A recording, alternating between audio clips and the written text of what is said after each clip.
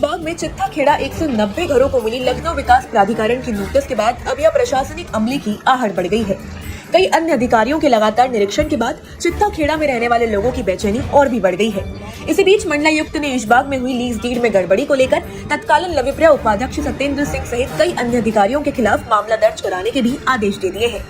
सूत्रों की माने तो चित्ता खेड़ा के 190 अवैध निर्माण पर बहुत जल्द एलडीए का बुलडोजर चलने वाला है। लखनऊ ऐशबाग के चित्ता खेड़ा का मामला सुप्रीम कोर्ट तक पहुंच गया था। सुप्रीम कोर्ट ने यहाँ हुए अवैध निर्माण को हटाने के लिए आदेश लविप्रा को दिए थे। इसके बाद लविप्रा ने चित्ता खेड़ा के 190 घरों को नोटिस भी जारी कर दिया है। नोटिस में दी गई मियाद अब धीरे धीरे समाप्त हो रही है। क्षेत्रीय लोगों ने उप मुख्यमंत्री ब्रजेश पाठक के आवास जाकर भी गुहार लगाई थी। इसी बीच लविप्रा ने सुप्रीम कोर्ट के आदेश के बाद 190 चिन्ह घरों पर नोटिस भी चस्पा कर दी है। अब एक सप्ताह में चित्ता खेड़ा में अफसरों की सक्रियता अचानक तेजी से बढ़ गई है।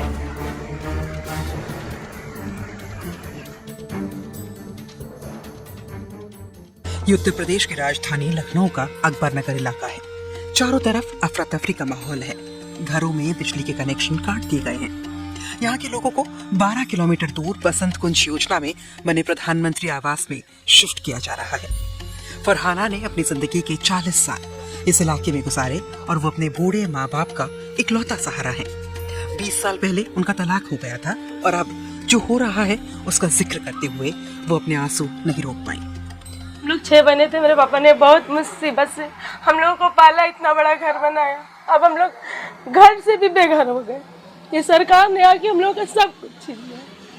सब माँ बाप बच्चे सब अलग अलग बेचारे। जिसकी जॉइंट फैमिली, बूढ़े माँ बाप हो गए, बच्चों को अलग कर दे रहे, माँ बाप को अलग।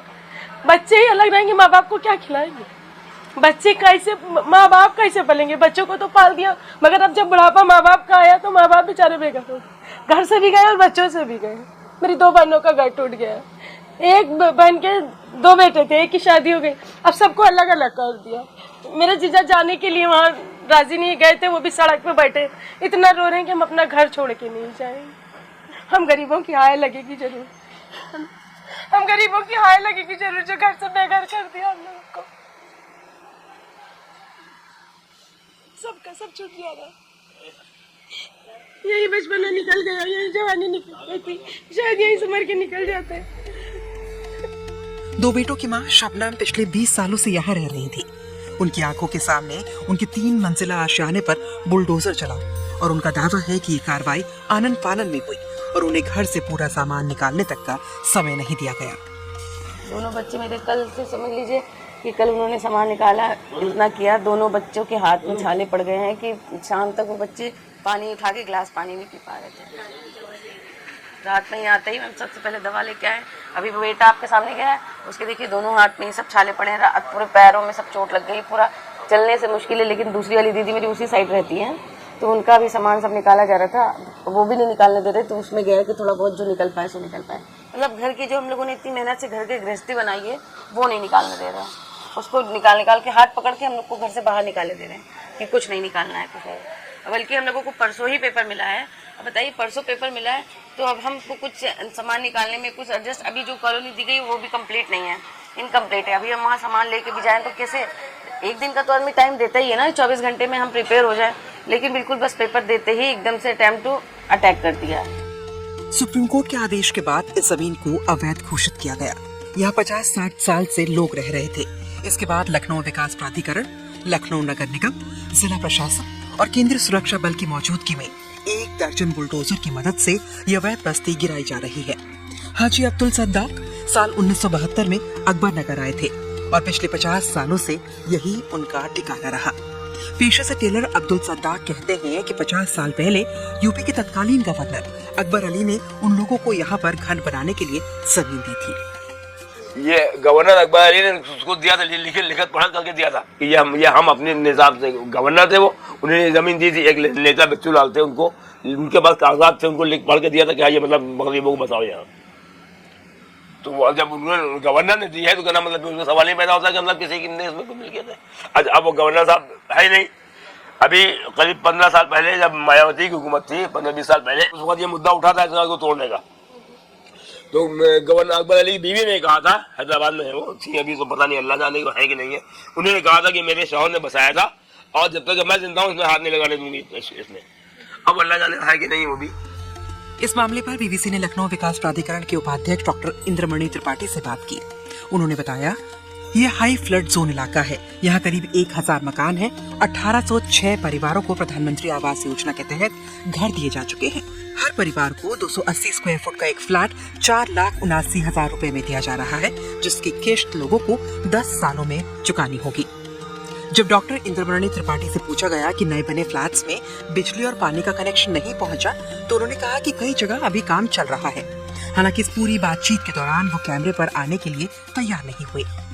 अकबर नगर के विकास कुमार पेशे से वकील हैं और सुप्रीम कोर्ट के आदेश की कॉपी दिखाते हुए कहते हैं कि अगर ये बसावट अवैध है तो प्रशासन ने 50 सालों में मौन स्वीकृति क्यों दे रखी थी।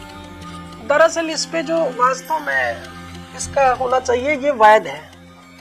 ये वाला एरिया पोर्शन है, ये वैध है इसके पास, क्योंकि सबसे पहला कारण है कि जो है प्रतिकूल कब्जा, तो हमारा प्रतिकूल कब्जा आज़ादी के बाद से ही है। कहते हैं कि सरकारी जमीन पे जो प्रतिकूल कब्जा हो 30 साल के लिए, मगर हाँ कि जेन्युइन हो, कि जैसे कि बाढ़ जो फ्लड जोन एरिया है रिवर से या उससे, तो उसके एरिया को छोड़ के जो सेफ एरिया है उसमें जो है अगर आपका पोजीशन है, कोई प्रोजेक्ट नहीं है, तो हमारा 30 साल से ऊपर का पोजीशन था। अब ये तो हमारा जो लीगल राइट बनता ही है, आपने पानी की सप्लाई कर दी, कहीं ना कहीं आपका मौन स्वीकृति जिसको कहते हैं, हम बोल भी नहीं रहे मगर हमारी स्वीकृति है, मौन स्वीकृति जिसको बोलते हैं। आपने वाटर सप्लाई नीचे दी, पानी की व्यवस्था लिया, टैक्स दिया, अगर इसी चीज को आप पहले ही कह देते, डिफाइन कर देते, तो जो इतना विकराल रूप है, जितनी अभी प्रधानमंत्री ने योजना के तहत, वो ग्रामीण सड़क योजना के तहत अभी सड़क भी आदि बनी हुई है जिधर से आप जा रहे थे, तो ये सारी चीजें हैं। प्रदीप अवस्थी खुद को भारतीय जनता पार्टी का कार्यकर्ता बताते हैं और अब वो अपनी पार्टी वाली राज्य सरकार पर नाराजगी जाहिर कर रहे हैं। तो हम लोग बीजेपी के लिए 1982 से काम कर रहे हैं। अब दुख की बात यही है कि हमारी पार्टी हम लोगों को हटा, कोई सुनने को राजी नहीं है। 2 साल से आ रहा है, हमारा खुद का बनाया हुआ मंदिर है, यहाँ हनुमान जी बैठे हुए, रोज हम लोग पूजा करते हैं, सुनना नहीं है किसी, बस हम मोदी हैं, हम लोग ये हैं, हम वो हैं।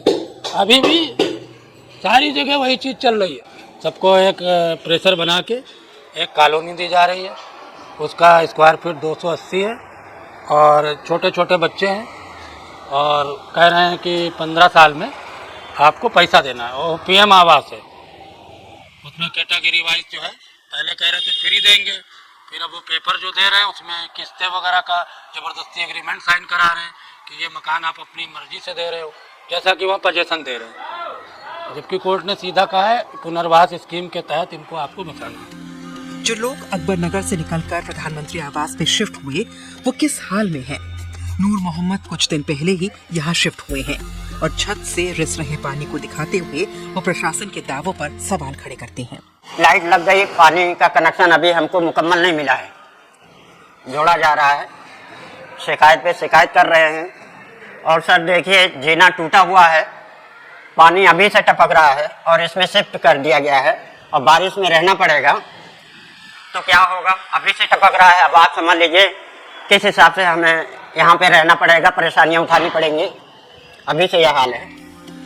अपना सालों पुराना आशियाना छोड़कर नई जगह में बसने की कश्मकश और वहाँ भी नई परेशानियों से जूझते लोगों के मन में कई सवाल हैं। इनके जवाब कब और कैसे मिलेंगे, कोई नहीं जानता। हमारा नाम विनोद सोनी है और मैं यहाँ 2000 से रह रहा हूँ। सन 2000 से मेरे पास लीगल सारे कागजात हैं। यहाँ आज जो माहौल बना है, इसका जिम्मेदार कोई और नहीं, बीजेपी ही है, क्योंकि जो नगर आयुक्त, हम लोगों ने एक सेकंड रुकिएगा, क्योंकि इस समय जो बीसी हैं इंद्रमणि त्रिपाठी जी, उनके कार्यकाल में यहाँ पे सीवर लाइन का कार्य हुआ। ओके, ठीक, उस समय अगर ये कह देते सबसे कि ये कॉलोनी अवैध है या गिरेगी, तो ये आज दिन हम लोग को नहीं देखना पड़ता। बीजेपी सन 85 में खड़ा हुई थी, तब मैं 12 साल का था और तब 1 रुपए की रसीद काटता था बीजेपी की।